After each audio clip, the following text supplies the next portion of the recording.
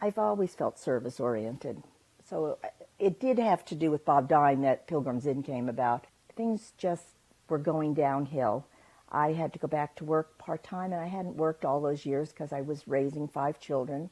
And we were blessed that Bob made a good living, and we had a very good life, very good life.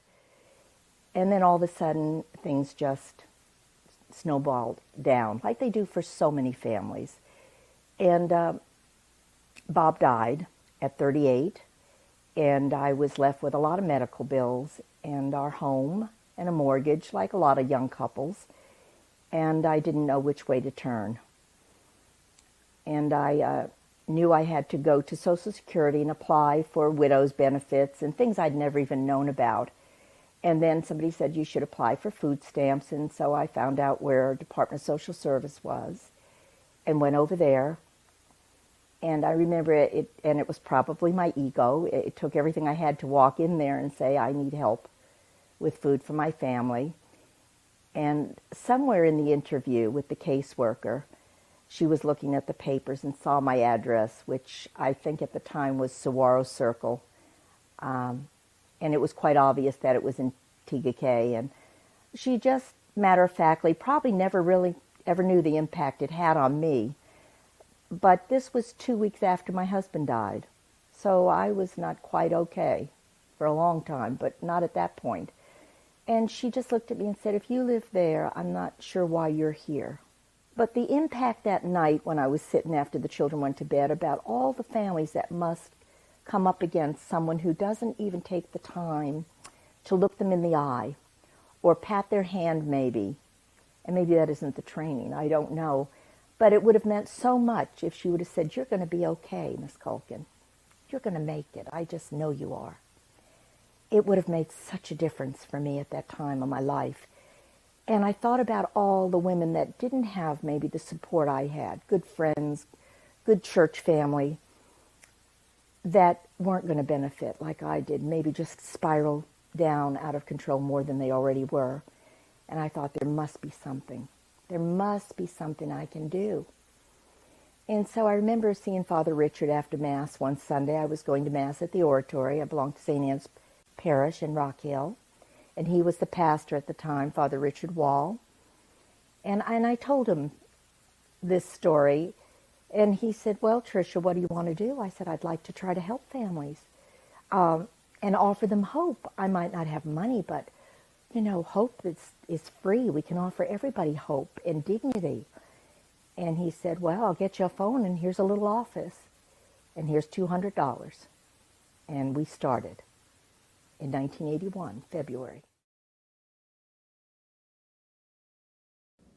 I appeared on behalf of Tricia and Pilgrims Inn at the zoning board. The objection to Pilgrims Inn was that others in town had been studying for a long time whether to have and how best to have a homeless shelter, and it stunned me, and thankfully also stunned the zoning board. And I stood up and, of course, told the chairman, Dr. Blau, that we predicted there would be need for more than one shelter in Rock Hill, and that they should continue their efforts to study and have a really good shelter, but that we wanted one immediately because we had people sleeping in cars out on the street who needed to be moved into the shelter we were proposing. That's when Tricia tugged on my coat and whispered to me that I hope it's okay. I went ahead and moved the families into the shelter. I think it was cold weather, and she didn't want them sleeping in cars, and I don't blame her. I came to Rock Hill in 1998 to practice law with Robinson, Bradshaw, and Henson, and my partner here was Ben Johnson, who had been instrumental in helping the inn grow in the early years with Tricia Culkin.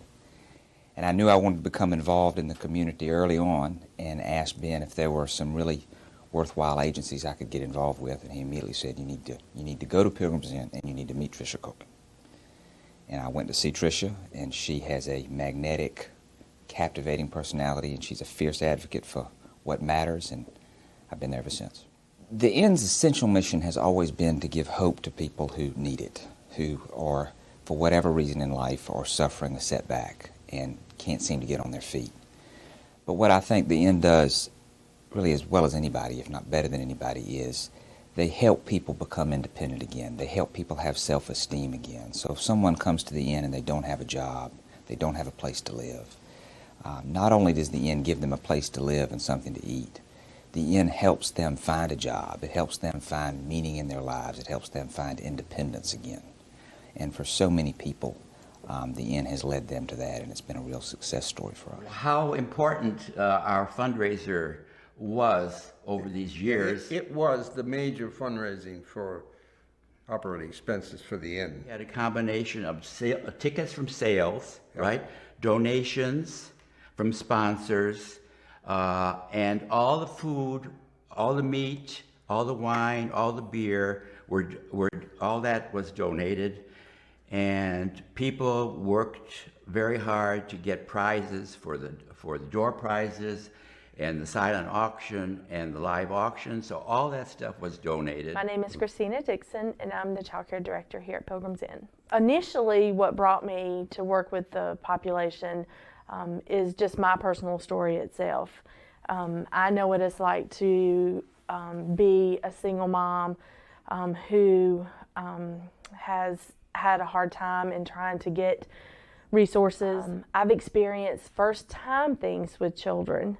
And so that's an awesome feeling for me to know that I've been a crucial part of that child's life.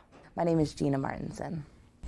My children were here for child care services. So Pilgrims Inn helped my family because I was able to go to work full-time in my career, and I've been promoted twice since my kids were with Pilgrims Inn for child care. My name is Shanika McClinton.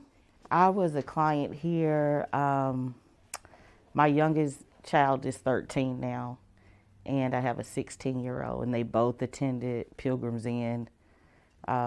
Well, it helped me tremendously whenever you start to evaluate how much child care costs. Looking at child care and after-school care for the 3 children, I was looking at about $1,000 a month. So now you have to make decisions on whether you can work full-time or be able to keep the kids in child care. So the opportunity that I was given for the kids to come to Pilgrims Inn was tremendous, and it allowed me to advance my career. My oldest child now, he's a senior in college, so it's helped in so many ways, and I don't even know how I would have made it without the services. My name is Ashley Garrick, and I am the Social Services Coordinator. In my role as Social Services Coordinator, I've been with Pilgrims Inn going on 8 years. I actually started with Pilgrims Inn in August 2011 as a bachelor level intern from Winthrop University. My favorite part of working with Pilgrims Inn is the family feel that we have with the coworkers here. We're not just coworkers that work together, we work very close and we are like family. And also working with each resident, we help a lot of broken individuals, and sometimes they're at the end of their rope when they get here, and it's been times where I've worked with a resident where there were no services that they were eligible to receive help from, and we were able to provide services that they needed and get them to a stable point in their life. My name is Debbie Miller, and I'm a resident of Pilgrims Inn.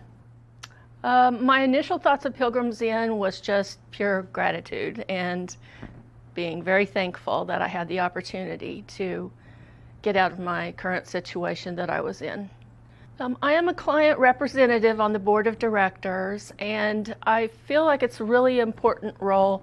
It gives a voice to the clients and a voice, for any improvements that might be able to take place. I wouldn't really change a thing about Pilgrims Inn. I'm very happy here. I'm very stable here, probably the most stable I've been in a long time. My name is Jamarian Lorick, formerly known as Jamarian Covington, and we used to be residents. My favorite qualities of Pilgrims Inn was their acceptance. There was no judgment. There is a genuine concern for everyone that comes through the door. My favorite memory is always going to be the pantry.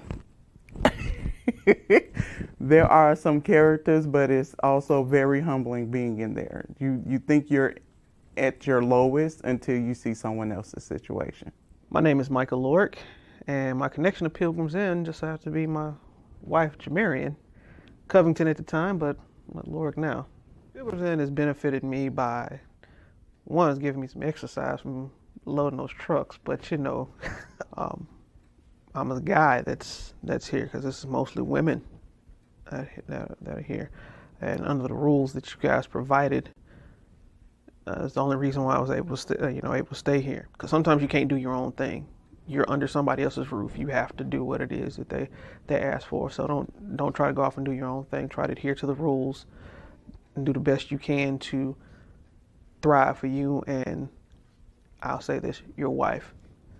Not your girlfriend, not, as a man, not your girlfriend, not anybody else, because they're not going to let you in here being in a casual relationship. My name is Cheryl Keeter. Well, when I got into the shelter, I said, there's a lot of ladies and children, because when you're homeless, you think about yourself. What advice do I give those people?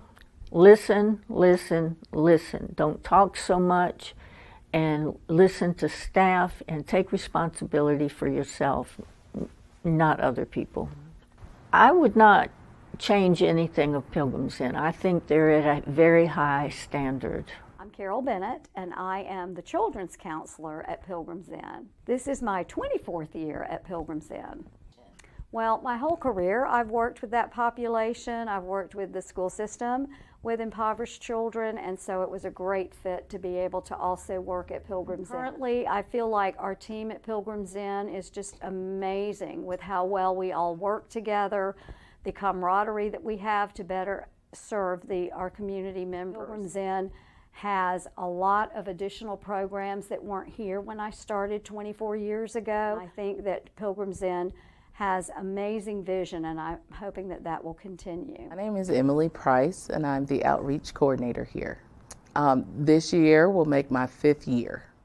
My favorite part of working at Pilgrims Inn is how it can be consistent and inconsistent at the same time. You have an idea of what you're supposed to do every day, and then you get here and it gets turned completely around, and you're doing so many different things, all in the name of assisting and helping the community, but none of it looks exactly alike. No one person, no one family, no one need is exactly the same. So you work here for 5 years and you run into something that you have never seen in your life. My name is Janice Douglas, and the agency that I work with is Goodwill. I've been here maybe almost 3 years. I work in the daycare. I make sure that the parents sign the kids in and out, make sure the right kid goes back with his parent, and I just love that. And I work down in the pantry where we, give out food to people, and I just love that. Favorite part is helping others down in the pantry. I love that. I love it so well, just helping people. I love that. And they know they can come here to get help, to get food. And I just love it. I am Ainsley Moss. I'm the Executive Director for Tender Hearts Ministries, and we are a homeless shelter for women and their children and a future men's shelter, and we also have food pantry and some outreach programs where we do gift cards for nonprofits. One of the ways I partner with Pilgrims Inn that I find to be very helpful is daycare. Sometimes we take in clients to Tender Hearts Ministries and we need emergency child care so mom can get a job. And Pilgrims Inn has always worked with us saying, hey, if we have room, we're going to take that child, and then you can enable the mom to have those tools to be able to get that job. And it's very important. The COVID pandemic really impacted so many agencies and so many programs and just an overall way of life. What I was extremely proud of at Pilgrims Inn was that our adaptation to those safety precautions and needs really fulfilled continued our mission of serving the public. We didn't skip a beat. Of course, some things impacted our operations by way of trying to modify certain situations, but as a whole, the staff really came together integrated a system of continuing service provision, but also meeting the needs of the community. The community itself stepped up to the plate, actually received those changes without a problem, and actually adapted so that we can continue to meet the needs of the community. But although the method and distribution may have changed, it did not change the overall provision of services by Pilgrims Inn. Today we've gathered to celebrate 40 years of service. 40 years of women and men opening their hearts and their pocketbooks to help their neighbors in need. It's a beautiful thing. Thousands upon thousands have found what they needed in this place to get back on their feet, to go on to do great things. And it's a blessing to be a part of such a wonderful organization. We're thankful for all of our volunteers and community partners, all those who have given to make Pilgrims Inn what it is today. We look to the future with excitement as we continue to serve, as we continue to give, as we continue to proudly be Pilgrims Inn.